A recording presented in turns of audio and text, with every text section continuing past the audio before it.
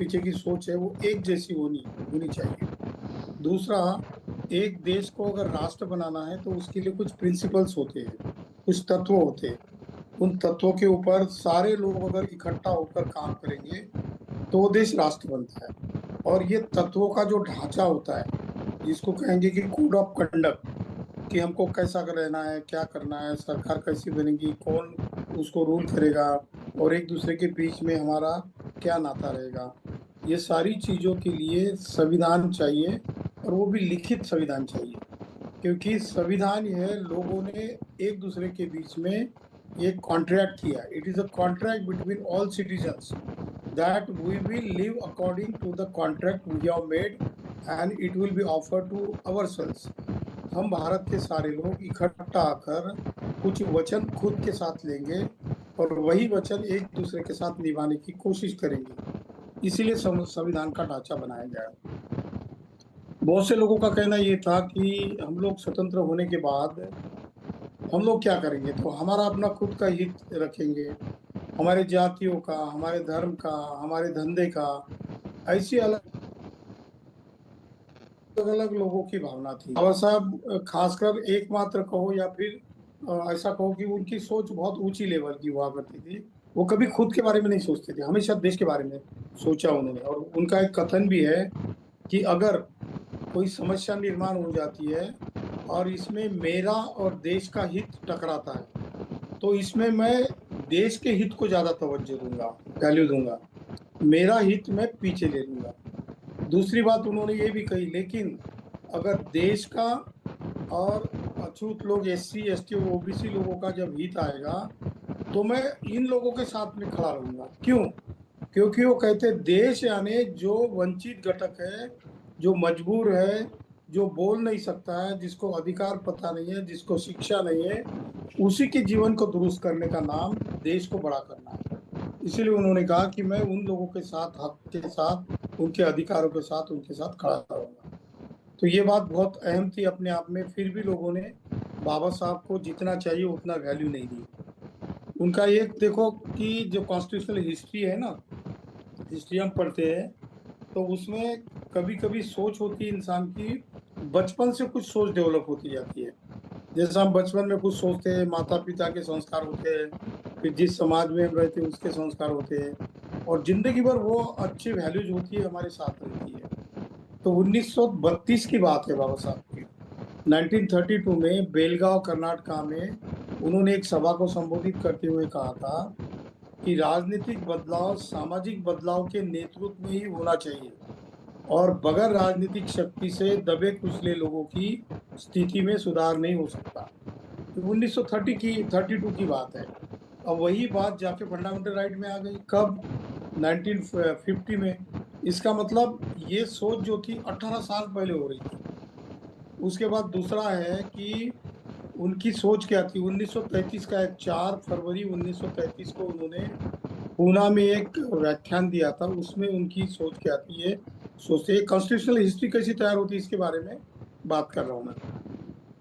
बाबा साहब 4 फरवरी 1933 को कहते हैं, मैं इस विचार का हूँ कि आज की सबसे महत्वपूर्ण जरूरत यह है कि भारत के आम लोगों में समान राष्ट्रीयता की भावना निर्माण करना। वह भावना नहीं है कि वे पहले भारतीय और बाद में हिंदू, मुस्लिम, सिंधी और कानडी, बल्कि ये भावना कि वे प्रथमतः भारतीय है और अंत में भी भारतीय है। यदि यह आदर्श है तो यही होना चाहिए कि ऐसा कुछ भी नहीं किया जाए जो स्थानीय देशभक्ति और समूह चेतना को कठोर बना दे। इसका मतलब 1933 में उन्होंने बात कही थी कि सबसे जरूरी चीज क्या है हमको, तो I am Indian first, I am Indian last. मतलब राष्ट्र के प्रति अगर हम समर्पित है, ना कि वैयक्तिक स्वार्थ के लिए, तो ये देश अच्छा राष्ट्र बन सकता है। यही बात फिर 1946 में जब संविधान सभा शुरू हुई तो 17 दिसंबर 1946 को उनके व्याख्यान में ये बात उतरी। उससे पहले संविधान सभा में यही चर्चा चल रही थी कि हिंदुओं को कुछ अलग रख दो, मुस्लिमों को कुछ अलग दे दो, या फिर अछूतों का क्या करना है, SC ST OBC लोगों का क्या करना है, ये कैसा मांगेंगे, इनको कितना देना है, कितना नहीं देना है। और ऐसा करते हुए वो लोग अंग्रेजों से ट्रांसफर ऑफ पावर करके वो सारा कुछ हक और अधिकार अपने लिए रखना चाहते थे, जो लोग इस देश को चलाना चाहते थे। अब ये बात देखो कि उन्होंने one man one vote one value की बात भी बाद में कही कि एक इंसान को एक ही मत होना चाहिए, उसकी वैल्यू भी एक होनी चाहिए। ये बात संविधान सभा में बहुत खटकी। इसीलिए उन्होंने कहा कि equality is another name of democracy.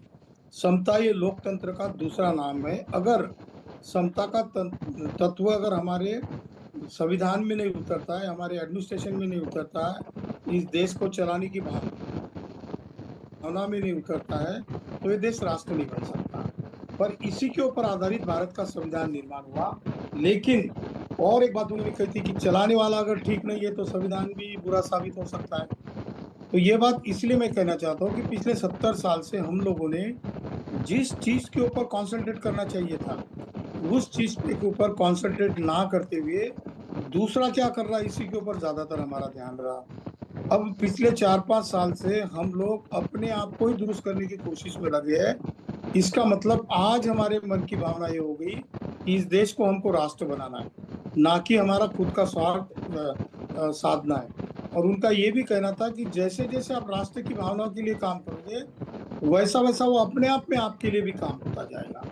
और उसमें वंचित लोग या क्वालिटी वाले लोग या असल में चाहे गरीब क्षेत्र से क्यों हो, अछूतों के ऊपर से इनमें से भी क्यों ना हो, एससी एसटी ओबीसी से क्यों ना हो, इनमें से अगर रियली देश चलाने वाले लोग अगर आगे आएंगे, उनमें क्वालिटी होंगी, तो वो लोग रूल कर सकते हैं।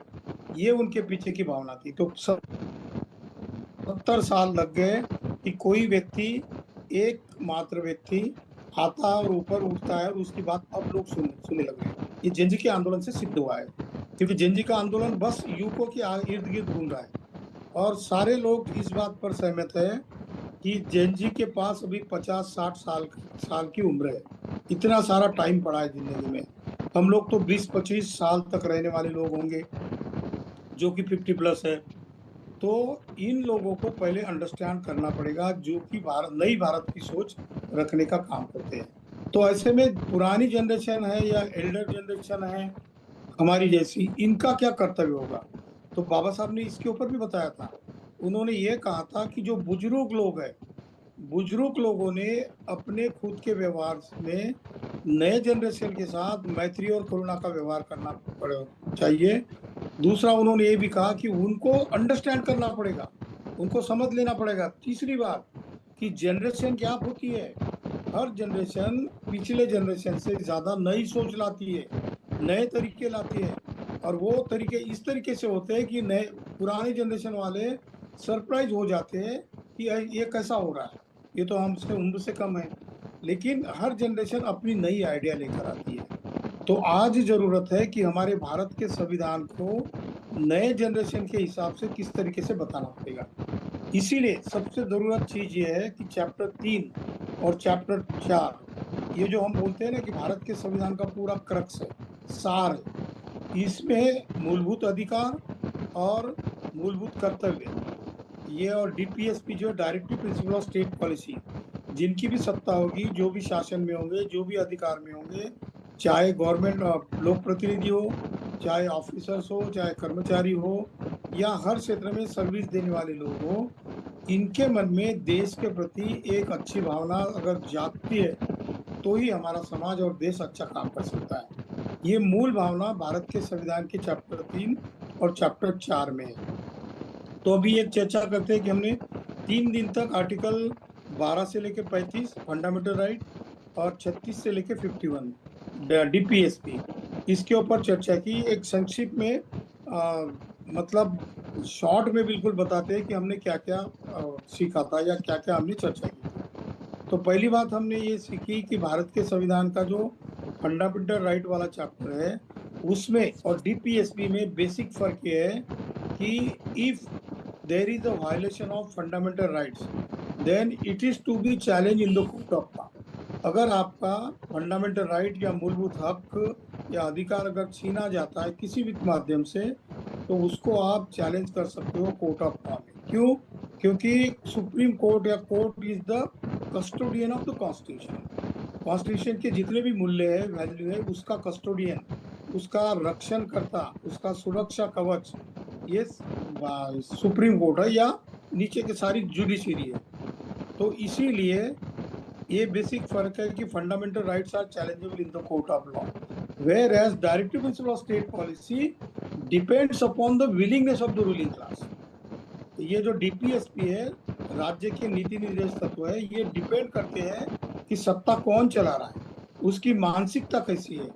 वो अगर चाहता है तो इसका ठीक तरीके से इम्प्लीमेंट करेगा, और अगर वो नहीं चाहता है तो अपने तरीके से करेगा, वो फिर जनता की तरफ नहीं देखेगा। तो ये डीपीएसपी के लिए हमको ज़्यादा काम करना पड़ेगा, क्योंकि फंडामेंटल राइट तो हम लोग संगठित हो गए लाखों की, हजारों की, करोड़ों की संख्या में, और आंदोलन कर लिए, चाहे पीसफुल आंदोलन हो या फिर हिंसा वाला आंदोलन, कुछ भी करो तो सरकार जाग जाती है, वो फिर सीधी हो जाती है। फंडामेंटल राइट आपको कोर्ट से मिलेंगे ही मिलेंगे। जैसे कि चीफ जस्टिस देखो, लगभग 6 बार उसने गलत टिप्पणियां की है। जब से उन्होंने पिछले साल चीफ जस्टिस का चार्ज हैंडल ले लिया है, तब के बाद 6 बार ऐसी गलतियां की है। वो जो दास है ना, कॉकरोच वाला, उसकी कल कॉन्फ्रेंस में सुन रहा था, उसने पूरा डिटेल बताया। इनका नेचर ही नहीं, उनका एटीट्यूड ही ऐसा नहीं, वो काबिल ही नहीं रखते, काबिलियत नहीं रखते वो चीफ जस्टिस की इसके लिए। तो उनकी विलिंगनेस नहीं होने के बावजूद भी जैसे कॉकरोच का आंदोलन हुआ वैसे वो सीधे हो गए, अब सेंट्रल गवर्नमेंट के ऊपर तंज कस रहे। इसका मतलब है कि fundamental rights are secure in the constitution, as well as if there is a lot of pressure from the peoples, then Supreme Court will also be able to deliver justice to you। एक बात होगी। Whereas DPSP का क्या है, DPSP के लिए हमको कड़ी मेहनत करनी पड़ेगी, क्योंकि डीपीएसपी चलाने के लिए जो लोग बहुमत में सत्ता में आते हैं वही डीपीएसपी अपने हिसाब से चलाते हैं। तो इसीलिए दो बातें होंगी, या तो बहुमत में खुद आ जाओ डीपीएसपी का अपने हिसाब से पालन कर लो, इम्प्लीमेंटेशन कर लो, या फिर विरोधी पार्टी के तहत या वॉच डॉग करके या प्रेशर ग्रुप बना के आप सरकार के ऊपर ऐसा प्रेशर बनाए रखो कि वो डीपीएसपी का ठीक तरीके से अमल करे। तो ये बात वाला है, क्योंकि directive principle of state policy are depends upon the willingness of the ruling class, और रूलिंग क्लास की अगर विलिंगनेस नहीं है, मानसिकता नहीं है, एटीट्यूड नहीं है, तो जरूर वो आपके खिलाफ भी काम करेगा। और हमने पिछले 70 साल से देखा है कि ज्यादातर गवर्नमेंट ऐसी है, चाहे राज्यों की हो या केंद्र की हो, उन्होंने डीपीएसपी की तरफ पूरा ध्यान नहीं दिया। और डीपीएसपी में बाबा साहब कहते हैं कि पॉलिटिकल और इकोनॉमिक रेगुलेशन है, डीपीएसपी से प्ले कर सकते हैं, चला सकते हैं। इसीलिए डीपीएसपी हमारे जीवन में देश को दुरुस्त करने के लिए, लोगों की समस्याओं को सुधारने के लिए बहुत ज़रूरी है। फंडामेंटल राइट तो जरूरी है, आपका जन्मसिद्ध हक है। अगर आपको कोई जॉब मिल रही है, आप काबिलियत रखते हो और किसी ने नहीं दिया, तो आप चैलेंज करके वो मिला सकते हो, पर वो इंडिविजुअल केस का झगड़ा हो गया। पर कलेक्टिव झगड़ा, कलेक्टिव अगर आपको कुछ लाभ दिलाना है तो डीपीएसपी के ऊपर हमको ज़्यादा ध्यान देना पड़ेगा, क्योंकि ये निर्भर करता है कि आप कितने जागरूक हो। उसके हिसाब से ही सरकारें या जो शासन व्यवस्था है या जो सिस्टम है वो आपके पास मोल्ड होकर आएगी। तो इसीलिए आर्टिकल 12 का हमने कहा है कि राज्य व्यवस्था में कानून किस तरीके से बनाना, कार्यकारी मंडलों का स्थापन कैसे करना, स्थानिक मंडल कैसे स्थापित करना, वैज्ञानिक और अवैज्ञानिक शासकीय संस्था का निर्माण करने के लिए फिलॉसफी या भूमिका तैयार करना। आर्टिकल 13 में हमने देखा कि मूलभूत हक के विसंगत अगर कोई चीज में अगर नूतनीकरण करना है तो ये अधिकार जो है ये राज्य को नहीं है अपने आप में। जो मूलभूत अधिकार को अगर छेद देने वाला काम है तो उसके लिए संविधान में क्या लिखा है वो सबसे इम्पोर्टेंट है। जैसा कि हमने ये कहा कि सुप्रीम कोर्ट खुद होकर कोई कानून चेंज करता है, फंडामेंटल राइट चेंज करने का सुप्रीम कोर्ट को अधिकार नहीं है।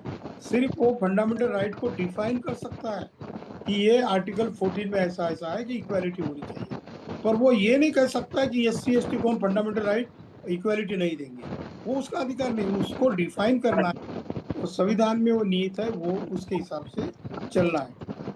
हमने पिछले साल देखा था या कि ये सरकार बहुत सारी चेंजेस करना चाहती है, तो ये चेंज करने का अधिकार भी सरकार को नहीं है, संविधान चेंज करने का भी अधिकार नहीं है, क्योंकि वो बहुत लंबी बात है। 22 राज्य आउट ऑफ 28 29 22 राज्य अगर पूर्ण बहुमत से कोई चीज को बदलाव करना चाहते हैं और अपना रेजोल्यूशन करके केंद्र को देते हैं, और केंद्र में दोनों हाउसेस में अगर 3/4 मेजॉरिटी से ज्यादा अगर बहुमत कर लेते हैं, तो ही उस संविधान में छोटा मोटा चेंज करने का अधिकार सरकार को है, और सुप्रीम कोर्ट को तो है ही नहीं। सुप्रीम कोर्ट उसके हिसाब से जजमेंट देगा।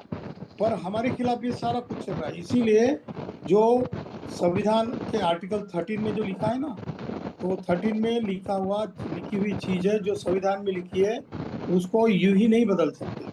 आर्टिकल 14 तो बहुत इंपॉर्टेंट है हमारे लिए, क्योंकि इक्वेलिटी बिफोर लॉ कहता है कानून के सामने सभी लोग समान हैं, और कानून हर व्यक्ति को एक तरीके का ही संरक्षण देगा। और अगर कानून के खिलाफ किसी का हक अगर किसी ने मारा, तो जो मारने वाला है उसको शासन कर सकता है, हो सकता है देना कि नहीं देना बात ही नहीं, सीधा देने का। ऐसा आर्टिकल 14 में लिखा है। आर्टिकल 15 में ये है कि कोई व्यक्ति किसी धर्म को, वंश को, जात को, लिंग को बिलोंग करता हो या कहीं भी रहता हो, तो उसके साथ धर्म, वंश, जात, लिंग और जन्म स्थान इसके ऊपर आधारित उसके साथ भेदभाव नहीं किया जा सकता। आर्टिकल 16 है गवर्नमेंट जॉब्स में समान संधि, इक्वल अपॉर्चुनिटी होनी चाहिए, और इसमें स्पेशल प्रोविजन इसीलिए क्योंकि हमारी डेमोक्रेसी सोशल नहीं है, सामाजिक तौर तरीके से अन्याय होते, इसीलिए जो वंचित घटक है SC, ST, OBC उनके लिए कुछ रिप्रेजेंटेशन देना है, वो संख्या के प्रपात में रिप्रेजेंटेशन देना है, उसको आरक्षण के हिसाब से उसको आवंटित करना है। ये वाला आर्टिकल 16 में आया। उसके बाद आर्टिकल 17 जो है इक्वालिटी लाने के लिए, जो अनटचेबिलिटी, जो स्टिग्मा है हमारे देश के ऊपर धर्म के नाम से चलाया जा रहा, ये जो बहुत बुरा काम है अनटचेबिलिटी, उसको हटाने के लिए कुछ लोगों को स्पेशल प्रोविजन करके कानूनन अधिकार देने चाहिए, जो कि SC, ST को हमारे लिए एट्रोसिटी एक्ट में, प्रिवेंशन ऑफ एट्रोसिटी एक्ट में दी है। आर्टिकल 18 इसलिए बनाया गया है कि भारत का हर नागरिक, चाहे प्रेसिडेंट ऑफ इंडिया हो या फिर किसी गली का गरीब व्यक्ति या कोई भिखारी भी क्यों ना हो, वो जन्मता ही इस देश का नागरिक है। By birth he has got the power of voting. और आज जो SIR चल रहा है ना, टोटली इसके खिलाफ है, क्योंकि वो SIR करता है, कहता है कि 2002 से पहले अगर आपने SIR नहीं किया था उस वक्त के रूल से, तो आपका नाम वोटर लिस्ट में नहीं आएगा। सरासर ये आर्टिकल 18 का टोटल उल्लंघन है, लेकिन वो करेंगे क्योंकि मैन इज वाइल्ड, आदमी गलत है। तो ये आर्टिकल 18 हमारे लिए इतना इम्पोर्टेंट है कि आपको सीधे गरीबी के स्तर से डायरेक्ट प्रेसिडेंट ऑफ इंडिया के लेवल तक आपको वैल्यू दी गई है, 1 मैन 1 वोट और 1 वैल्यू। हालांकि अभी हालात में प्रेजेंट में ऐसा नहीं हो रहा, आपके वोट की वैल्यू एक नहीं है। कोई पैसे वाला व्यक्ति, कोई इंडस्ट्रियलिस्ट या कोई पॉलिटिकल फिगर जो कि बहुत प्रभावशाली हो, वो हजारों लोगों के वोट पैसों से खरीद लेता है। मतलब उसके एक वोट को इतनी वैल्यू है, उसके एक मत को इतनी वैल्यू है कि वो लाखों लोगों के बराबर है। तो ये भी अंतर हमको कम करना है आर्टिकल 18 से। आर्टिकल 19 में तो लगभग 6 प्रकार के आपको फंडामेंटल राइट्स दिए, भाषण और विचार व्यक्त करने का, शांततापूर्ण और निशस्त्र तरीके से जमा होने का, सभा करने का, संगठन और संघ निर्माण करने के लिए आप स्वतंत्र हो, बिना परवाना मतलब विदाउट परमिशन आप कहीं भी घूम सकते हो भारत में। और 5वां है, भारत में कहीं भी आप बस्ती बना सकते हो, घर बना सकते हो, लैंड खरीद सकते हो, बेच सकते हो। और है, भारत में किसी भी प्रकार का कोई भी व्यवसाय या व्यापार आप कर सकते हो। ये आर्टिकल 19 का है। आर्टिकल 20 में शिक्षा का मूलभूत अधिकार बहाल करना, बच्चों को, जो 14 साल तक के बच्चों को पूर्ण एजुकेशन देने का काम फंडामेंटल राइट है हमारा। अभी जो गलियों में इधर उधर हम घूमते हुए जो बच्चे दिखते हैं ना छोटे, वो उनको जो शिक्षा या अधिकार नहीं दे रहे, तो ये फंडामेंटल राइट का वायलेशन कर रही है सेंट्रल गवर्नमेंट या स्टेट गवर्नमेंट जो भी शिक्षा संभालती है। उसके बाद बाल गुनहगारी जो होती है उसको रोकने के लिए काम करना है। उसके साथ जो भी लोग सक्षम नहीं है अपनी पढ़ाई करने में या रोजगार कमाने में, तो ऐसे लोगों को प्रोटेक्ट करने का भी अधिकार आर्टिकल 20 देता है। दूसरा, अगर कोई व्यक्ति को एक ही गुनाह के लिए 2 बार सजा नहीं की जा सकती। तीसरी बात, जब तक आपका गुनाह सिद्ध नहीं होता तब तक आपको सजा नहीं की जा सकती, अंडर ट्रायल में रख सकते हैं। तो आर्टिकल 21 का जो ये है कि बेल का जो प्रावधान है, वो बेल का प्रावधान भी हमको दिया है क्योंकि वो आपका फंडामेंटल राइट है। और 6 से 14 के बीच में जो बच्चे होते हैं उनको जो मुफ्त शिक्षा जो दे दी गई है, उसका सारा प्रोविजन प्रावधान ये सरकारों को करना है। अगर उसको स्कूल नहीं रही और वो भी वेल फैसिलिटेटेड स्कूल उसको दे देना, फैसिलिटी दे देना, ये सरकार का काम है। आर्टिकल 22 में ये है कि आपका जो संरक्षण है वो सरकार करेगी। अगर आप किसी पद पर है, कोई मोर्चा निकाल रहे हैं या कोई ऐसा काम कर रहे जो सरकार के खिलाफ हो, तो पूरा प्रोटेक्शन आपको आर्टिकल 22 से सरकार को देना पड़ेगा। जैसे कि आप लोग मोर्चा निकाल रहे हो, तो मोर्चा निकालते वक्त आप पुलिस को लेटर देते हो कि हम फला दिन यहाँ से यहाँ तक इस कारण के लिए सरकार के खिलाफ मोर्चा आयोजित कर रहे हो, तो आपको प्रोटेक्शन देने का काम पुलिस का है, मतलब गवर्नमेंट का है। और होता उल्टा है, आप मोर्चा निकाल रहे हो और आप शांत तरीके से जा रहे हो तो आपके ऊपर लाठीचार्ज होता है, आपको मारा जाता है, कभी कभी आपको गन से शूट भी किया जाता है। ये टोटली आपके फंडामेंटल राइट के खिलाफ है। आर्टिकल 23 का कहता है कि इंसान का जो शरीर है उसकी खरीदी करना, बिक्री करना या वेट बिगाड़ी करना, जानबूझ के किसी को किसी काम के लिए काम करने के लिए मजबूर करना, ये गैर कानूनी है। आर्टिकल 24 कहता है कि 14 साल के बीच नीचे वाले बच्चों को कारखानों में, खदानों में या कई भी ऐसे काम जो है, वो जो मेहनत वाले काम जो है वो नहीं दिए जा सकते, कानून गुनाह है। जो 25 से 28 है, ये जो सेकुलरिज्म की तरफ है। आर्टिकल 25 किसी भी व्यक्ति को किसी भी धर्म के लिए प्रैक्टिस करने के लिए खुला छोड़ दिया जा सकता है और उसको परमिशन होती है बाय कॉन्स्टिट्यूशन। आर्टिकल 20 ऐसा नहीं बोल सकते कि आप किसी धर्म में क्यों जा रहे हैं। हमारे महाराष्ट्र में भी कानून बना है कि आप किसी धर्म में गवर्नमेंट के परमिशन के बगैर दीक्षित नहीं हो सकते, दूसरे एक धर्म छोड़ के दूसरे धर्म में नहीं जा सकते। हालांकि फंडामेंटल राइट कर सकता है कि आज मुझे इस धर्म की फिलोसफी अच्छी लगी तो आज मैं मॉर्निंग में बुद्धिस्ट हूँ तो शाम को मैं कोई मुस्लिम बनूंगा, फिर परसों क्रिश्चियन बनूंगा और फिर चौथे दिन मैं फिर से बुद्धिस्ट बनूंगा। ये लिबर्टी हमको है, फिर भी ये कॉन्स्टिट्यूशन के खिलाफ, फंडामेंटल राइट के खिलाफ कानून बनाए जाते हैं। आर्टिकल 26 कहता है कि आपके जो संपत्ति है वो अगर बहुत जरूरत से ज्यादा आप संपत्ति जमा कर लेते हो, कोई व्यक्ति ये कहता है कि मुझे दुनिया का सबसे रईस व्यक्ति बनना है, तो ये गलत है। राज्य उसके ऊपर रोक लगा सकता है। किसी ने कितनी संपत्ति कमानी चाहिए उसका एक मैक्सिमम लिमिट भी तय कर लेना चाहिए गवर्नमेंट ने। अन्यथा एक व्यक्ति या परसों के बजट में देखा हमने सेशन में, राज्य मंत्री, अर्थ राज्य मंत्री ने बताया कि 1% लोग इस देश की 40% संपत्ति हथिया ली है इस साल, और 10% लोगों ने 58%, 58% पिछले साल की पूरी कमाई अपने जेब में डाल दी है। और 10% लोग मात्र 90% लोग मात्र 42 संपत्ति का उपभोग करते हैं। इसका मतलब ये जो गरीबी की डिस्पैरिटी है, जो लेवल है, बहुत ज्यादा बढ़ रही है। तो ये भी हमारा फंडामेंटल राइट है। आर्टिकल 27 ये कहता है कि धर्म के बारे में प्रचार और प्रसार के लिए किसी को जबरदस्ती नहीं कर सकते आप कि जाओ और ऐसा ऐसा काम करो। मैं देश का चीफ मिनिस्टर हूँ या प्राइम मिनिस्टर हूँ तो आप ये कावड़ यात्रा करोगे या करोगे, किसी के विलिंगनेस के खिलाफ आप नहीं कर सकते। आपका फंडामेंटल राइट वायलेशन हो रहा है। आप जोर जबरदस्ती पैसे का इस्तेमाल, पब्लिक फंड का इस्तेमाल वहां पर कर रहे हो, गवर्नमेंट का फंड वहां पे डाल रहे हो, टोटली गलत है। आर्टिकल 28 कहता है कि किसी भी शैक्षणिक संस्था में शासन मान्य धार्मिक शिक्षा देते नहीं आएगी। आप कहोगे कि नहीं मेरे धर्म का बेसिक पूरा मैं बताऊंगा, तो संविधान के बिटवीन द लाइन्स ऑफ संविधान ही आपको बतानी पड़ेगी, अन्यथा मेरे धर्म में जितनी भी गलत बातें, जाति व्यवस्था, ये वो नहीं बता सकते आप। आर्टिकल 29 में देश में किसी भी व्यक्ति को अल्पसंख्यक के तौर पर उसकी भाषा, उसकी लिपि, उसकी संस्कृति जतन करने का, उसका आचरण करने का पूर्ण अधिकार, हक है। आर्टिकल 13 अल्पसंख्यक लोगों के लिए कुछ विशेष अधिकार है। और आर्टिकल 32 में तो आर्टिकल 31 लैप्स किया है। आर्टिकल 32 में आपके फंडामेंटल राइट को या किसी भी प्रकार का आपके खिलाफ कोई भी अन्याय हो चुका हो या आपको कोई भी आपको न्याय मांगना है तो आर्टिकल 32 में आप सुप्रीम कोर्ट में आपका न्याय मांग सकते हो। आर्टिकल 32 में बहुत सारी चीजें हैं, वो मेंडामस, ये प्रोहिबिशन, ये हेबेस कॉर्पस, ये कोर्ट वालों के लिए, या उत्प्रेक्षण वगैरह वगैरह।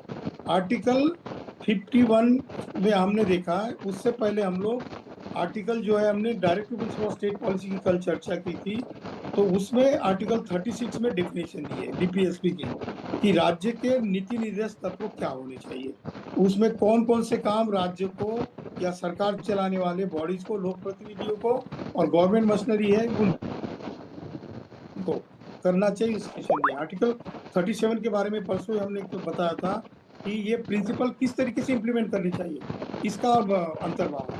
आर्टिकल 38 में राज्य ने लोक कल्याण के संवर्धन के लिए सामाजिक व्यवस्था प्रस्थापित करनी चाहिए, ये जिम्मेदारी है उनकी। 39 में राज्य ने कौन सी चीजों, कौन सी पॉलिसी अप्लाई करनी चाहिए, परसों हमने इसका उल्लेख किया। अगर एससी एसटी और ओबीसी लोगों के लिए अगर कोई सुविधा नहीं है, शिक्षा की सुविधा नहीं है, रहने की सुविधा नहीं है, वो इधर उधर संचार ठीक तरीके से नहीं कर सकते, उनके पास मीडियम्स नहीं है इधर उधर जाने के, तो सारी सुविधा पैदा करने का और उपलब्ध कराने का काम ये गवर्नमेंट का है। आर्टिकल 39A में सामाजिक न्याय जो समान तरीके से मिलना चाहिए और कानून की मुफ्त सलाह होनी चाहिए। अगर वंचित घटक है, कोई निराधार है, एससी एसटी ओबीसी को है और उसको न्याय मिलने की उसकी क्या काबिलियत नहीं, पैसा नहीं है, तो ऐसे में फ्री में आपको ये सलाह मिलेगी।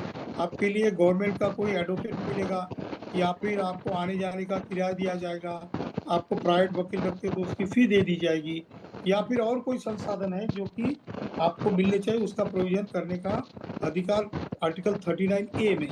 आर्टिकल 40 में हमने देखा कि ग्राम पंचायत लेवल का एडमिनिस्ट्रेशन किस तरीके से रखना है, इसका है, और वहाँ पे संगठन करना है। वहाँ पर खासकर ज्यादातर ग्रामीण इलाकों में हमारे यहाँ डेमोक्रेसी का ज्यादा उल्लंघन होता है, सोशल इक्वालिटी नहीं होती है, तो उसके लिए एससी एसटी और ओबीसी लोग जो है उनके लिए स्पेशल प्रोटेक्शन दिए, और इसको बाद में आर्टिकल शायद 93 या 92 संशोधन, संविधान संशोधन हुआ जिसमें आज लागू कर दिया गया था। आर्टिकल 41 में जो है काम का और शिक्षा का, जो उसके लिए लोगों को सहायता देने का हक है गवर्नमेंट का। गवर्नमेंट ये सारा कुछ अवेलेबल कराए, अगर किसी को काम नहीं मिलता है तो रोजगार उपलब्ध कराना, ये जो काम है ये गवर्नमेंट का है।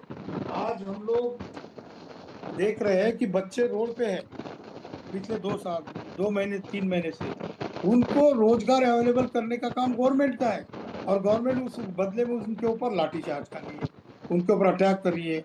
खासकर जो लड़कियां हैं उनके ऊपर तो ऐसे घिनौने व्यवहार कर रही है कि हमको लगता है कि इस देश में फंडामेंटल राइट है या नहीं है, इस देश में संविधान है या नहीं। ये मैं नहीं कह रहा हूँ, तो अल जजीरा, CNN, IBN, ये अमेरिकन और वेस्टर्न वर्ल्ड के चैनल्स कह रहे हैं। उसके बाद जो आर्टिकल्स है मैं फास्टली कर लेता हूँ। आर्टिकल 43A में आप इंडस्ट्री का व्यवस्थापन और कामगारों का सहभाग रख सकते हैं, आपकी खुद की इंडस्ट्री खड़ी कर सकते हो, और अगर आपकी काबिलियत नहीं है तो गवर्नमेंट का जो पैसा होता है बैंकों में, पब्लिक के टैक्स का पैसा जाता है, पब्लिक के बचत का पैसा जाता है, तो उन पैसों के हिसाब से, उस बचत के हिसाब से बैंकों ने आपको प्रायोरिटी के लेवल पर आपकी इंडस्ट्री के लिए, एडमिनिस्ट्रेशन के लिए और कामगारों के पेमेंट के लिए लोन देने चाहिए, और गवर्नमेंट ने सब्सिडी भी देनी चाहिए, ये प्रोविजन आता है। आर्टिकल 43B में सहकारी संस्थाओं का निर्माण कर सकते हैं, चाहे cooperative housing society, cooperative industrial society, cooperative की तरफ से आप मार्केटिंग कर सकते हो, मंडियां चला सकते हो, वहाँ पर व्यापार कर सकते हो, धान्य या सब्जी वो इसका व्यवहार ठीक तरीके से करते हो, इसके लिए आपको बाकायदा लाइसेंस मिलेगा, आपको व्यापार करने के लिए जगह मिलेगी उस मंडियों में, ये प्रोविजन है। आर्टिकल 44 में कॉमन सिविल कोड के बारे में परसों हमने कहा, डिटेल बात की है। उसके बाद आर्टिकल 45 है, 6 साल से कम उम्र के बच्चों को इसकी देखभाल करने के लिए शिक्षा के अधिकार है, और उसका बाल्यावस्था का पालन पोषण करने के लिए, जैसे मैटरनिटी लीव है, बाल संगोपन लीव है, उसके लिए अगर बच्चा बीमार है तो उसका फ्री में सुविधा, उसका इलाज कराना, इसके लिए है। उसके बाद आर्टिकल 46 तो SC ST और OBC के लिए बहुत ही इम्पोर्टेंट है। उसमें है कि states on its own will make provision for the economic, social and political benefit of the schedule caste, schedule tribe and OBC class. इसमें से जितना भी फंड गवर्नमेंट के बजट का होता है, उस बजट का 10% of the general budget that should be allocated for this purpose, for their industrial, social, economic and political benefit. इसके हिसाब से बाबा साहब ने 1 जुलाई 1956 को तुरंत, मतलब उनके महापरिनिर्वाण के बस 2-3 महीने पहले ही, एक principles of establishing political training का कॉलेज शुरू किया था उन्होंने मुंबई में। और उनकी इच्छा थी कि 12 दिसंबर से लेके तो 17 दिसंबर 1956 के दरमियान उसके नई 4 दिन तक वो खुद पढ़ाने वाले थे। उनका कहना था कि जो राजनीतिक लोग हैं, खास करके SC ST और ओबीसी से, इनको पता नहीं कि राजनीति किस तरीके से करना है। वो तो उच्च वर्णीय लोग जिस तरीके से राजनीतिक तत्व बनाते हैं उसी के ऊपर काम करते हैं, वो गुलामी करते हैं। इसलिए training for the political school, मतलब school for training to the political entry, मतलब आप राजकारण में जा रहे हो, MLA, MP, आमदार, खासदार, या आप किसी ग्राम पंचायत में, राज्यसभा में, या फिर जिला परिषद में जाते हो, तो आपकी जिम्मेदारी क्या है, आपको किस बिल को किस तरीके से पेश करना है, आपको LAQ के वक्त कौन से मुद्दे लाने हैं, आपको सभागृह में किस तरीके से डिबेट करनी है, ये सारा कुछ ट्रेनिंग का कॉलेज ये गवर्नमेंट तय करेगी, ये भी बताया। तो ये इसको तो हमने टच भी नहीं किया, दिस इज टोटली अनटच। उसके बाद आर्टिकल 47 में है कि हमने कहा था कि नशाबंदी है, शराब पीना या बाकी नशीले पदार्थों का सेवन करना, उसके लिए सरकार खुद होकर बोर्ड स्टैब्लिश करेगी राज्य के लेवल पर, और वो पूरा कंट्रोल करेगी कि नशेड़ी लोग नशा करने के बाद अगर कोई प्राइवेट प्रॉपर्टी का या पब्लिक प्रॉपर्टी का नुकसान करते हैं तो उनको पकड़ में जेल हो सकती है। लेकिन हमारे यहाँ तो अभी क्या चल रहा है, कांवड़ यात्रा में आप देखते हो, ये सारा कुछ आपके फंडामेंटल मतलब DPSP में है। और उनको नशा से, उनकी नशा खत्म करके अच्छे इंसान बना के उनको रोजगार उपलब्ध करा देना, उनको शिक्षा अगर नहीं है तो शिक्षा का प्रावधान करा देना, ये भी आर्टिकल 47 में। आर्टिकल 48 में कृषि और पशु संवर्धन के बारे में हमने परसों डिस्कशन किया कि जैसे जंगल के पशु है और आप मवेशी है आपके, जो आप जिनका पालन पोषण करते हो, उनकी भी निगाह रखना, उनके लिए हॉस्पिटल का इस्टेब्लिशमेंट करा देना, उनका व्यापार ठीक तरीके से करना, उनका MSP जो होता है ना, मिनिमम सपोर्ट प्राइस जैसा है, वैसी ये रकम भी, ये भी तैयार करना, कीमतें कितनी है। उसके बाद आर्टिकल 48A में हमने देखा पर्यावरण का संरक्षण, संवर्धन, वन जो है, फॉरेस्ट है, और वन्य जीव सृष्टि है, फॉरेस्ट में रहने वाले जो एनिमल है उनका टोटल प्रोटेक्शन करना, ये भी सरकार की जिम्मेदारी है।